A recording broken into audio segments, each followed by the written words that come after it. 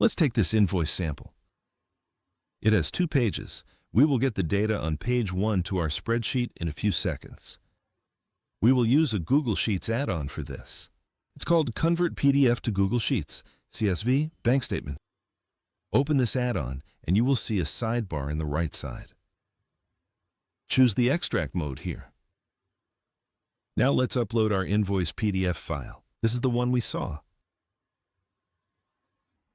Now can choose the page number to extract from. We wanted page 1, so let's choose 1 here. Now we need to just click the Extract Data button here. Extraction is in process. And here, we got the data on the spreadsheet. The table layout is preserved. Let's quickly compare this with the original data.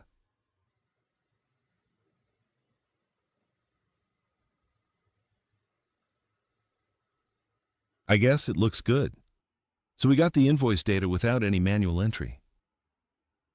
You can download the corresponding CSV file here if you want. So this way we can extract invoice data from PDF to spreadsheet in 1 click without any manual typing or switching between tabs.